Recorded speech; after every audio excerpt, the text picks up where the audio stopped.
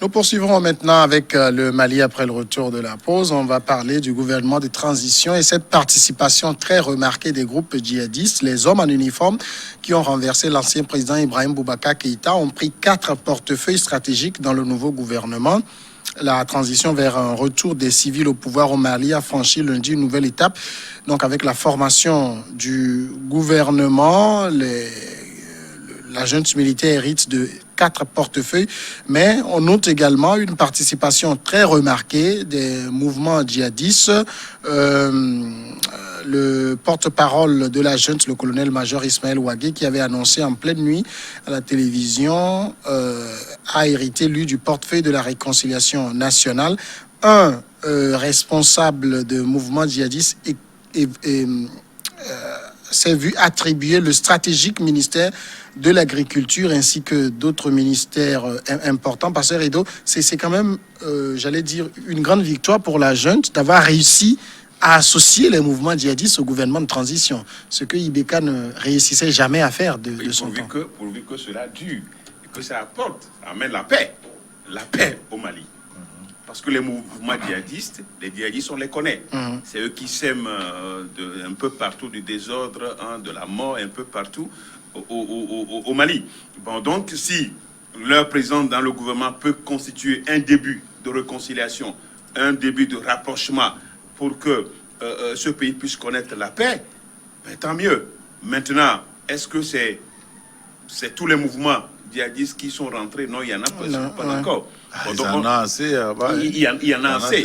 Les groupes secrets à l'humeur de certains individus pourvu qu'ils sachent manipuler un peu les armes. Donc, ce qui rend difficile les négociations. Parce que dès qu'on est en train de négocier, il peut y avoir une fuite, quelqu'un d'autre qui crée un autre groupe et les autres peuvent facilement se constituer autour de lui. Bon, donc, je crois quand même que c'est une première victoire, une première étape, s'il faut l'appeler ainsi, une victoire d'étape. Maintenant, il va falloir que sur le terrain, ça se concrétise et que cela puisse attirer d'autres mouvements djihadistes à pouvoir accepter le cessez-le-feu et puis se joindre au gouvernement de Bamako pour la reconstruction du Mali. Bon, donc le gouvernement est mis en place. Aujourd'hui, il va falloir quand même qu'ils se mettent et remettre le pays sur les rails et que certainement la CEDEAO qui sera en train de lever aussi l'embargo, qui a levé, c'est une bonne nouvelle, qui a levé l'embargo. Je crois que le vice-président a renoncé à son attribution de pouvoir se substituer au président en cas de vacances. C'est la victoire de la CEDEAO. Non, donc c'est la victoire du peuple malien. C'est la victoire du peuple malien et de nous les Africains, parce qu'on veut voir quand même ce Mali se relancer et que dans 18 mois, que nous ayons des institutions démocratiquement élues, démocratiquement mises en place pour que nous puissions revoir le Mali dans sa marche vers l'état de droit et de la démocratie. Donc, c'est un début. Attendons voir ce que ça peut donner pour que le peuple malien puisse revivre comme cela se doit. Mettre des ex-djihadistes au gouvernement, ce n'était pas donné. Oh, c'était donné. Ibeka n'avait jamais réussi ça. Je vous avais dit que les Occidentaux sont derrière. Je vous avais dit, c'est eux qui manipulent, c'est leur pion, les mouvements djihadistes là. C'est eux qui les manipulent. Quand on les somme de rentrer dans le gouvernement, ils vont rentrer. Mais c'est la fin, on va voir. Si ceux qui sont au pouvoir actuellement ne préservent pas les intérêts des Occidentaux, on verra ce qu'ils vont faire encore là-bas. Et donc, pour moi, ça n'a rien d'extraordinaire. Ça n'a rien d'extraordinaire. Je suis contre ce qu'ils ont fait et je serai toujours contre ce qu'ils ont fait jusqu'à la fin, jusqu'à ce que ce pouvoir échoue réellement à une formation politique civile. Et là, ils auront mon soutien, qui n'est rien, hein. Mais je suis un leader d'opinion, ce n'est que mon point de vue, et je vais le faire valoir. Ceci dit, ce gouvernement, j'espère que les militaires qui ont pris ces postes régaliens sont mis en disponibilité pour vivre la vie civile et non pas se comporter en militaire au sein du gouvernement et penser que tout ce que eux ils décident, c'est ce qui va passer. Et c'est très important. Ma grande déception, c'est la présence de Kadiatou Konaré, la fille de Alpha Ouma Konaré. Grande déception. Ah oui, une grande déception. Ce n'est pas dans un gouvernement pareil qu'elle devait faire valoir ses talents. Elle devait être dans un gouvernement véritablement démocratique. Élu. Voilà, élu démocratiquement. Et donc, comme son papa. Vous avez vu son papa. Son papa... Alpha Ouma, qui a réussi d'ailleurs. Non, je vous assure que c'est une référence en Afrique. Pour nous, pour l'Afrique. Ouais, c'est une référence. Pour l'Afrique. Et jusqu'alors, son expertise, il en fait valoir un peu partout. Et donc, c'est une grande déception de la trouver au sein de cette formation politique. La CEDEAO, est-ce que la CEDEAO peut quelque chose d'extraordinaire? Je ne pense pas. La CEDEAO a maintenu ses principes. S'il n'en tenait qu'à la junte, je me dis qu'on ne devait même pas lever cette sanction jusqu'à ce que le pouvoir soit dévolu à une formation civile, complètement civile, au bout des échéances électorales. Mais malheureusement, c'est le peuple malien. Le peuple malien qui en souffre. S'il faut empêcher les marchandises de quitter le port de Lomé, de quitter le port d'Abidjan, de quitter le port de Tema, et empêcher, c'est-à-dire mettre l'embargo, ne pas acheter les bœufs maliens, et faire tout ça là, c'est le peuple malien, le berger malien lambda de Fouta Djalon là, qui va en souffrir, de Gao, de quoi là, qui va en souffrir. Ce n'est pas la junte. Eux, ils sont là-bas, ils ont déjà la même mise sur les ressources de l'État. Ils vont se sucrer proprement ça sur leur dos, au détriment de la population. Et donc, pour moi, cette formation politique, quelle que soit sa teinture, pour moi, c'est un non-événement. Mais j'attends d'eux plutôt d'organiser quelque chose de crédible, une élection claire, transparente, pour que le pouvoir soit dévolu aux acteurs politiques. Parce que c'est leur jeu, c'est leur giron. Il ne revient pas à l'armée de venir dicter ses lois. Dans une joute politique, il ne revient pas à l'armée de venir dicter sa loi. L'armée, l'épée doit toujours ploie, c'est ça, non? Oui, doit ploire. C'est ça, non? Oui. Bon, voilà, devant le manteau. C'est ça. Là, c'est obligatoire. On ne doit pas mettre l'épée au-dessus du manteau. Non, c'est inadmissible. Alors là, c'est la loi de la force qui passe. Alors, il y a donc l'ex-rébellion à dominante Touareg du Nord qui prend le ministère de l'Agriculture et de la Pêche. C'est un ministère quand même très important au niveau du Mali, ainsi que le ministère de la Jeunesse et des Sports qui va également à ce même groupe. Il y a l'ex-groupe armé pro-Bamako qui prend le ministère des Maliens de l'extérieur et du Travail. Ce n'est pas négligeable tout ça. Oui, ce n'est pas négligeable quand vous prenez l'agriculture. Vous savez, le Mali est majoritairement agricole. Et il y a l'agriculture et l'élevage.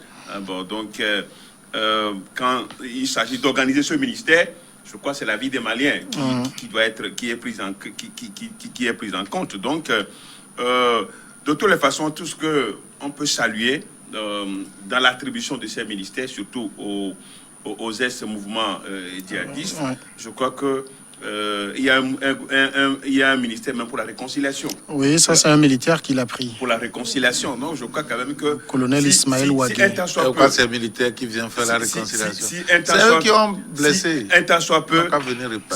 Ils n'ont blessé personne. Si un temps soit peu... C'est toi qui cautionne le coup d'État. Cela peut permettre de révolutionner l'État malien, de réformer l'État malien, de moraliser l'État malien pour que dans 18 mois, nous puissions avoir un gouvernement, nous puissions avoir des autorités politiques élues démocratiquement. C'est tout ce qu'on attend d'aujourd'hui. Il y a quand même quelque chose de remarquable dans ce gouvernement. Je l'ai dit, les militaires ont pris des les portefeuilles régaliens.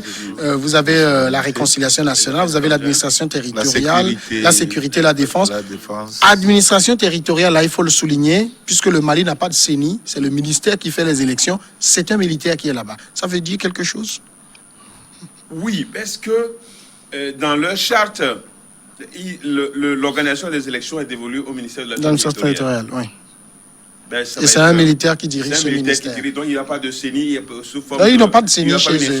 Ils ont une direction des élections qui est sous la tutelle du ministère de l'administration territoriale. Non, je crois quand même que j'aurais aimé que ça soit carrément attribué au civil. À la primature, pourquoi pas rattacher directement à la primature pour l'organisation des élections.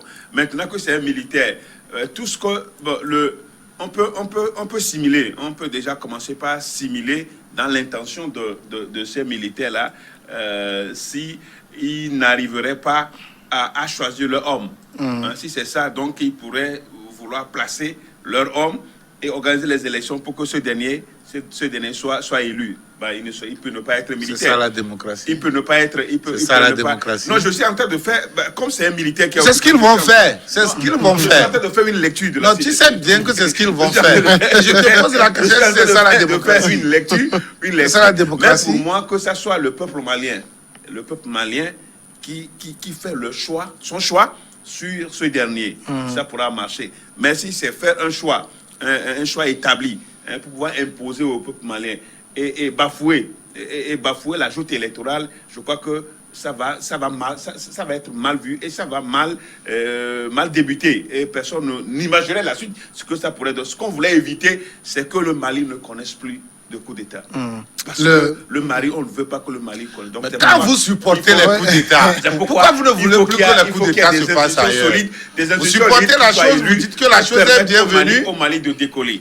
Donc, vous supportez la chose, vous dites que la chose est bienvenue. Elle est bienvenue. Revenons au débat. Revenons au débat. Quand vous prenez, revenons au débat si vous permettez, parce que quand vous prenez ce portefeuille dont nous parlons, l'administration territoriale qui organise les élections, tenu par un militaire, le colonel Maïga, est-ce que ça veut dire que les militaires auront leur mot à dire dans la désignation du prochain président? Ils ont déjà leur mot à dire. Ils disent déjà leur mot. En plaçant un de leurs là-bas, ils disent déjà leur mot. Ils n'ont rien dit pour le moment. Mais comment ils n'ont rien dit? Vous pensez que les ministères s'organisent en désordre comme ça? On place quelqu'un quelque part avec un objectif bien défini. Et c'est ça. C'est ça. Et ils le placent, c'est pour que leur homme passe. Et c'est ça la démocratie. C'est ce que vous me dites. C'est ça la démocratie. Quand Mahmoud Diko, tu sais que c'est ce qui va se passer. C'est ça. Quand Mahmoud Diko, qui se dit religieux, que tout le monde respecte, a des proches au sein d'un gouvernement, après avoir chassé quelqu'un. C'est ça la démocratie. Ça veut dire que quelqu'un avec... Non, mais qu'est-ce que... Oui. Mais bien sûr. Il dit que lui, il retourne à la mosquée. Il retourne en plaçant ses proches. Il a ses proches dans le gouvernement. Le ministre de l'Emploi est très proche de Diko. Aucun de son entourage ne doit aller. Non, lui, il est religieux. C'est proche des politiques. Le religieux peut placer quelqu'un. Non, c'est des politiques. Le religieux peut placer quelqu'un. Ils vivent de ça. Non, ce n'est pas ça la démocratie. Ça, c'est ce qu'on appelle trafic d'influence. Non, trafic d'influence, c'est de l'escroquerie intellectuelle. Et il a pris sa popularité religieuse pour transposer sur un terrain politique, chasser les acteurs politiques de leur champ pour venir prendre. Ce n'est pas normal, Edo. Edo, ce n'est pas normal. Non, le pays est mal Edo, ce n'est pas normal. Le pays est mal gouverné. Qui donne ce baromètre de mal gouverné? Non, le pays est mal gouverné. Demain encore, quelqu'un d'autre va se lever encore. Quelqu'un d'autre va dire que le pays est mal gouverné. Il va se lever. Ça fait combien de fois? 4 fois. 4 coups d'État. Ça, c'est devenu une tradition au Mali. Que la rue peut se cacher, la religion peut se cacher derrière la rue pour venir faire quoi là. Si vous ne voulez plus ça, dénoncez la chose, n'acceptez pas la chose. Tu ne peux pas entretenir quelque chose et dire en même temps que tu n'en veux pas. Tu entretiens la chose, tu dis tu n'en veux pas. On n'en veut plus. C'est un péché mignon. C'est un péché mignon que vous encadrez. C'est inadmissible. C'est inadmissible. Quand vous n'en voulez plus. Autre fait remarquable également pour ce nouveau gouvernement. Le M5 semble être très oublié. On lui a donné trois ministères, portefeuilles. mais qui ne sont pas des ministères de premier plan. Hein. Oui, c'est un peu... C'est bien fait pour eux, ça m'a fait plaisir. C'est un peu là la, la déception. Déception de qui? Mais quelque part... Ta déception?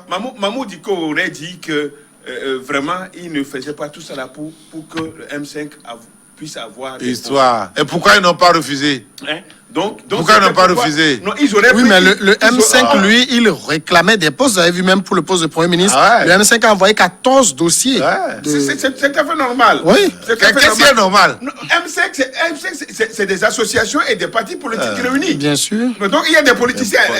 Un parti politique, c'est quoi? Des politiciens qui viennent chasser les autres par coup d'État, qui se cachaient pas derrière un coup d'État. Dis-moi si tu peux me laisser avancer. Donc, c'est des partis politiques. Avance. Donc, ils ont leur raison. Ils ont leur raison politique. Leur raison. Et donc, mais ce que moi je sais, c'est que l'essentiel de quoi aujourd'hui, ce qu'ils veulent, c'est que le Mali soit mis sur les rails. Et qu'au bout, au finish, qu'il y ait un gouvernement démocratique qui puisse relancer le décollage démocratique du Mali. Aucune eau douce ne peut sortir d'une source amère.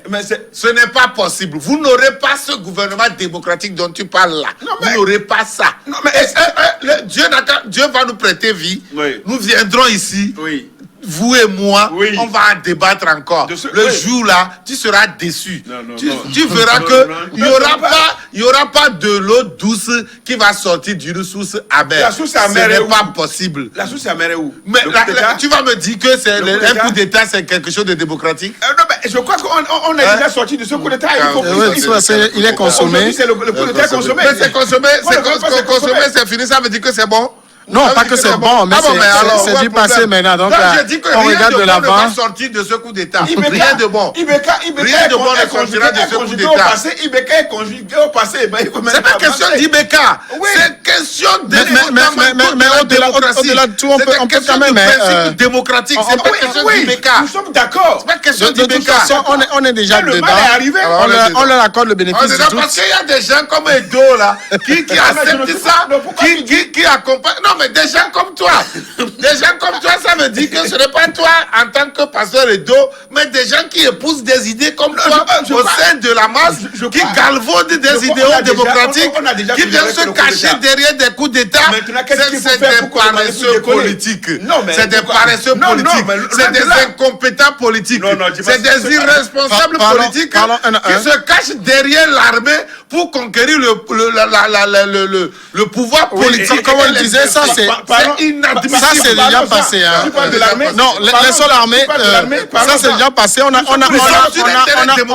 ce gouvernement. Si vous le permettez. On va parler. On est malheureusement même déjà à la fin de. Nous sommes sur un terrain de la démocratie. On va aller à la pause. À un moment donné.